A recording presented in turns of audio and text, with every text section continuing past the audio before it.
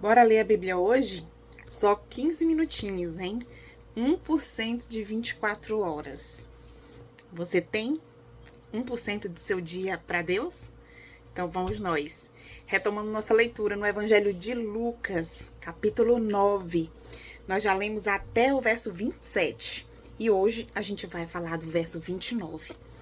Um texto para alguns enigmático, para outros bem estranho, distorcido, que não traz tanta importância, mas um texto cheio de significados, né? Na minha Bíblia tem na epígrafe assim: Jesus, Moisés e Elias. Mas em outras Bíblias você pode encontrar a transfiguração de Jesus. Já ouviu falar nesse termo? A transfiguração de Jesus. Foi um momento em que Jesus sobe o monte e ele tem suas vestes reluzentes, brilhantes, alvas, né? E naquele momento de glória em que ele tá ali refletindo muita luz, por isso é um momento de glória, né? Ele tem um encontro com dois outros homens muito famosos do Antigo Testamento, Moisés e Elias. E nós vamos ler agora como foi esse encontro, tá certo? Capítulo 9 do Evangelho de Lucas, a partir do verso 28, diz assim: mais ou menos uma semana depois de ter dito essas coisas, que coisas? O versículo 27 para trás, né? Que Jesus falou, já predisse a sua morte e ressurreição, e aí chamou a atenção: olha, quem quiser ser o meu seguidor, esqueça os seus interesses, né? Prepare-se cada dia para estar pronto para morrer, né? E me siga. Então Jesus estava falando de momentos de perseguição, de momentos de turbulência, de que não seria fácil segui-lo, mas os discípulos ainda não entendiam.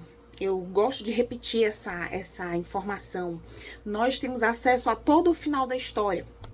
Nós sabemos como aconteceu e como terminou. Nós sabemos até como vai terminar ainda pelos textos de Apocalipse, mas os discípulos que estavam andando com Jesus, eles não sabiam. E eles esperavam que Jesus ia instaurar o seu reino, um reino terreno, um reino militar, um reino de poder, como a gente tem costume de ver aqui nessa terra, né? Que ele iria governar, como a gente tem costume de ver aqui os governantes. Na verdade, o reino do Senhor, ele é um reino espiritual. E que ele já pode ser vivido por nós, mas ele ainda não se instaurou definitivamente. A sua vinda definitiva para refazer, né? A sua vinda definitiva para trazer novos céus e nova terra, é que será a instauração definitiva do reino. Então, aqui no verso 28, o primeiro versículo diz: mais ou menos uma semana depois de ter dito essas coisas, Jesus levou Pedro, João e Tiago e subiu o monte para orar. Olha só, algumas situações Jesus levava esses três caras, só esses três, mas não eram 12? Eram, mas ele tinha esse círculo mais íntimo, sabe? De pessoas mais, não sei por qual motivo. A Bíblia fala algumas coisas, outras não, e aquilo que a Bíblia não fala, a gente não precisa ficar procurando tomada em focinho de porco, né? Então, ela só diz isso. Em algumas situações, nós vemos esses três carinhas sozinhos com Jesus, né? Nós vimos isso quando a gente falou da cura da filha de Jairo, lembra? Uns versículos anteriores, a gente viu isso. Provavelmente no capítulo 8, a gente viu isso. Só esses três foram com ele. Nós vamos ver isso também quando Jesus vai orar no Getsêmani. Só esses três com ele, né? Então, em algumas situações, Jesus estava só com esses três. E era comum Jesus se isolar para orar. Você vê aqui que ele diz: subiu o monte para orar. De vez em quando acontece isso, né? De vez em quando a gente vê. E Jesus subia o monte para orar sozinho. E Jesus ficava recluso para orar, né? Então Jesus sabia que ele precisava dessa conexão com o Pai. Jesus sabia que ele precisava desse relacionamento mais próximo. E ele se isolava, ou seja, ele se desconectava de qualquer coisa que pudesse tirar a sua atenção, tirar o seu foco. Da mesma forma, temos que ser nós. Quando a gente quiser orar, se possível, é importante que a gente feche a porta do nosso quarto, que a gente medite, que a gente tenha um momento de paz para falar com Deus. Eu sei que nem todos os momentos que a gente precisa orar, a gente vai ter um lugar propício. Por exemplo, você pode estar dirigindo e orando, em estado de oração e conversando com Deus. Você pode estar no meio do trânsito, você pode estar no seu trabalho, você pode estar num hospital, em qualquer lugar. Você pode conversar com o Pai. Mas há momentos em que a gente tira exclusivamente para Ele. E como é bom isso. Como o nosso Pai se agrada quando a gente tira um momento exclusivo para Ele.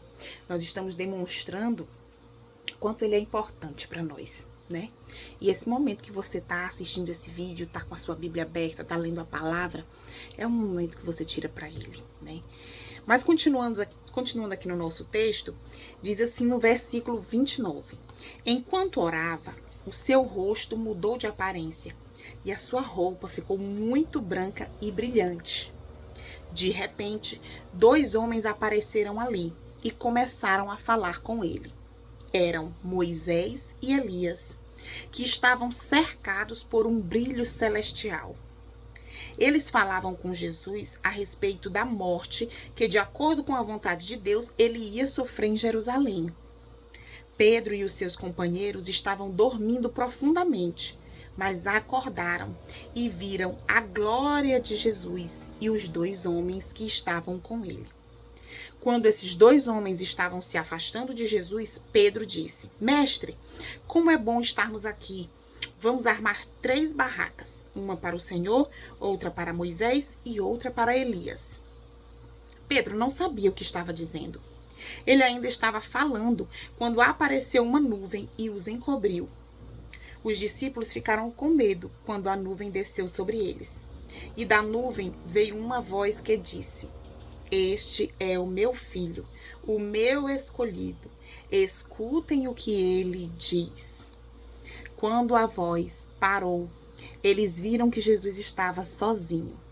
Os discípulos ficaram calados e, naquela ocasião, não disseram nada a ninguém sobre o que tinham visto. Olha que passagem peculiar, né? Que passagem diferente do que o que a gente já tinha visto, né? Para início de conversa, quem era Moisés e quem era Elias, né? No Antigo Testamento, você lembra que a gente já falou sobre isso? Nós estamos no Novo Testamento, né? Nós estamos lendo o Evangelho de Lucas, os 4 evangelhos, né? Mateus, Marcos, Lucas e João. Esses 4 evangelhos abrem o Novo Testamento, né? Então, o Novo Testamento é isso aqui da Bíblia. Para cá, nós temos o Antigo Testamento. Muita coisa, gente, muita coisa. Desde quando Deus criou o ser humano, né? E o ser humano peca, aí o pecado entra na terra. Aí o povo vai viver esse tempo todinho aqui, ó, esperando uma promessa. Que promessa era essa? A vinda do Salvador. E bem aqui, ó, nos evangelhos, o Salvador vem. Nasce Jesus. É bem aqui. Mas, enquanto o povo esperava a vinda do Salvador, aqui no Antigo Testamento, Deus usou pessoas para se comunicar com o seu povo, né? No Antigo Testamento que eu tô falando, né? E várias pessoas foram usadas. Tiveram pessoas muito importantes porque fizeram muitos milagres, né? E um deles foi Moisés e o outro Elias, né? Moisés e Elias, ambos foram grandes profetas de Deus. Mas aqui nesse texto que a gente leu hoje, ambos representam algo distinto. Lembra de Moisés, que ele tira o povo do Egito, atravessa o Mar Vermelho, caminha pelo deserto com aquele povo todo, né? Sobe no Monte Sinai e vem com as tábuas da lei. Você já viu aquela imagem, Moisés com aquelas 2 pedras, com os 10 mandamentos, né? Aquilo ali representa, né? Traz Moisés como um representante da lei de Deus. Não só aqueles 10 mandamentos, mas várias outras leis, várias outras normas de conduta, de higiene, de relacionamento, de comida, de vestir, de tudo, de terras, onde morar, com tudo. Deus ditou para Moisés. E Moisés escreveu tudo isso lá no livro de Levítico. Você voltando lá no início da sua Bíblia, tem Gênesis, Êxodo, Levítico. A história que eu falei do mar, da travessia do Mar Vermelho, do Egito, tá tudo em Êxodo. E o livro seguinte, Levítico, tem todas essas leis que Deus deu para Moisés, né? Então, Moisés, ele meio que representa a lei. Moisés representa aquelas regras que Deus mandou para o seu povo. Já Elias, eu falei no começo que tanto ele como Moisés foram profetas. Elias foi um grande profeta. E quem era o profeta? O profeta era aquele que escutava o que Deus falava e falava para o povo, né? Ele transmitia a voz de Deus para o povo. Então você há de convir que naquele tempo não existia escrita, não existia papel. A dificuldade era muito grande de se registrar a escrita como nós conhecemos hoje, né? Claro que existia como que eu vou falar? Existia, eu não quero falar a palavra código, mas como se fossem códigos, né? É como se fosse uma outra linguagem, né? De registros. Porém, a nossa escrita como hoje, não. Papel não existia naquela época. Então, os registros eram feitos em argila, né? Em pedras, né? Então, não existia a propagação da palavra de Deus como nós temos hoje. Hoje nós temos uma grande vantagem. O Senhor hoje pode usar de pessoas para falar o que Ele quer falar. Mas nós já temos a palavra dele aqui, ó. Nós já temos ela registrada, né? Detalhada, esquematizada, né? E aí eu puxo um gancho aqui no meio desse assunto para falar sobre um assunto muito sério, que é sobre profecias. Ainda hoje tem muitas pessoas que gostam muito dessa questão de ouvir o que Deus tem para me falar, né? E eu, sinceramente, eu sou um pouco preocupada com isso e tomo cuidado também para não ser tão cética, tão descrente, porque eu sei que Deus pode usar qualquer pessoa para me mandar uma mensagem, para falar comigo, eu sei disso. Deus é todo poderoso, né? Ele pode todas as coisas, mas é importante que eu conheça isso aqui, que eu conheça a palavra dele. Por quê? Porque nós, ser humanos, somos falhos. E muitas vezes a gente gosta muito de inflar o nosso ego, né? De aparecer mesmo. Eu digo isso porque, gente, é natural do ser humano. Então, vez ou outra, aparece um eis que te digo. Você conhece essa expressão? Nós estamos falando de profecia. Quando Deus usa alguém para mandar uma mensagem para o seu povo. Mas tem também a profetada. Você já ouviu falar? A profetada é quando um ser humano, por qual motivo eu não sei, ele abre a boca e diz que Deus mandou te dizer algo que Deus não mandou te dizer. Você está me entendendo? Né? Quando Deus usa alguém, né, para mandar uma mensagem para alguém, né, para outra pessoa, é interessante que a pessoa que esteja recebendo aquela revelação conheça a palavra de Deus. Porque aquela profecia que Deus manda dizer, concorda comigo que ela não pode se contradizer com a palavra? Concorda?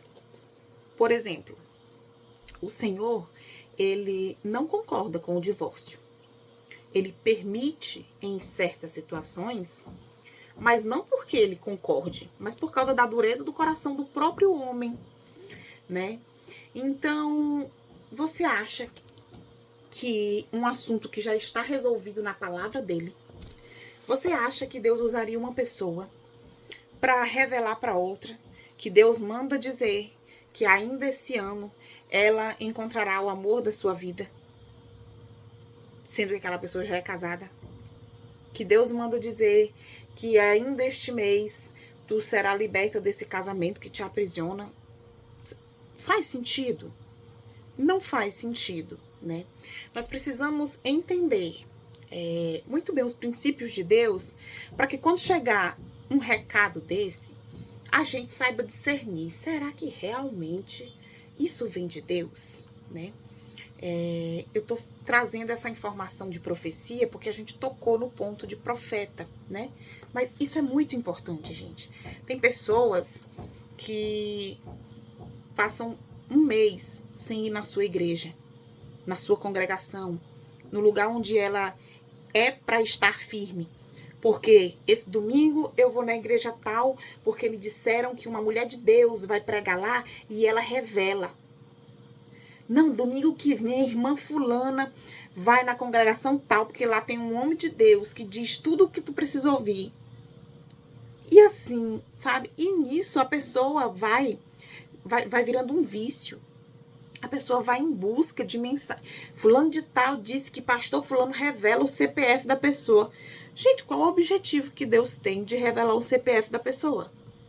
Sabe? São coisas que você precisa acordar, né? E às vezes a gente é muito embebedado, sabe? Embebedado mesmo é a palavra. Embebedado por promessas, sabe? Por mídia, por sei lá por o quê, né? E essas pessoas que se usam indevidamente do nome de Deus para trazer essas profetadas, eu não digo nem revelação, esses revelamentos. Essas pessoas, elas têm um poder, né, de convencimento, né? Até porque elas treinam e investem nisso, né? Usam técnicas de coaching, né? Essas pessoas têm lotado estádios, lotado centro de convenções. E eu olho assim e vejo quanto o povo de Deus, ele tá carente. Mas ele tá carente por falta de discernimento. Porque quantas Bíblias não estão à disposição dele na casa dele, pegando poeira, fechada, e ele em busca de revelação, sendo que tá aqui a palavra revelada? Quantas pessoas, eu vou ali atrás de uma palavra, e a palavra tá dentro de casa, fechada, né?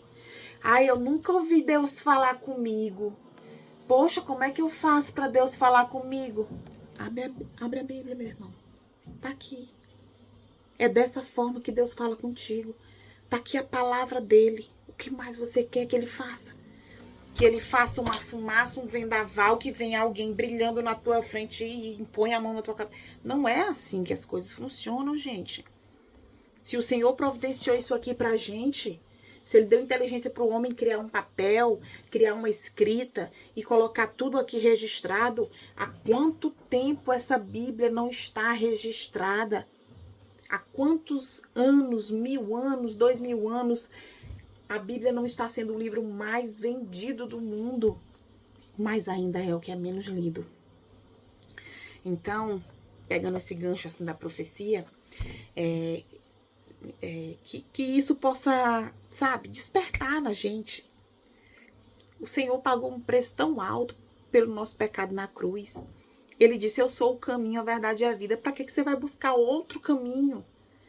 Ele é o único caminho, Jesus é o único caminho. A gente fica buscando outras portas, buscando outros caminhos desnecessários, caminhos tortos, caminhos que vão aliviar a nossa dor momentaneamente, mas vão nos levar para o abismo, né? Nós precisamos acordar para isso, tá certo? Mas voltando para o nosso texto, nós estávamos falando de Moisés e de Elias. Eu falei que Moisés representava a lei e Elias representava os profetas, porque ele foi um grande profeta. E a interpretação que os estudiosos dão para esse texto que a gente leu hoje é que, como o povo da época de Jesus, eles enalteciam muito Moisés e Elias.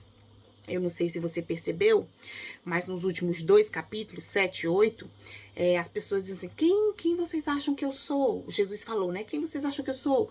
E aí as pessoas, uns dizem que tu é Elias, outros que tu é Moisés. Tipo assim, o espírito de Moisés, ou o espírito de Elias, ou então que tu és João Batista reencarnado, né? Lembra disso? Pois é. E aí, essa transfiguração de Jesus aqui, ela nos traz uma mensagem. Nem Elias, nem Moisés. Aqui tem alguém muito maior. Alguém com quem Elias e Moisés conversam. Mas depois eles desaparecem. E o que fica é uma voz. Uma voz que lá no versículo 35 diz: Este é o meu filho, o meu escolhido. Escutem o que ele diz. Essa é a mensagem desse trecho. Escute o que Jesus diz. Busque o que Jesus está dizendo. Como eu vou escutar se eu não abro a palavra para deixar ele falar? Como eu vou escutar se a minha vida está tão corrida, tem tantas outras vozes aqui? Vozes de trabalho, vozes de problema, vozes de confusão, vozes de agenda cheia, vozes de angústia, vozes de ansiedade, vozes de tanta coisa. Eu preciso parar, me isolar, subir um monte e orar e conversar com ele. Eu preciso desligar tudo, trancar a porta do meu quarto se for necessária, abrir a palavra, abrir meu coração, clamar pela presença dele ao meu lado e pedir que ele fale comigo. Não há segredo, é relacionamento. Que o Senhor esteja conduzindo cada um de nós para um relacionamento muito mais próximo com ele. Amém? Viu? 15 minutinhos nem doeu, na verdade 22, né? Mas eu te espero amanhã para mais 15 minutos. Fica com Deus.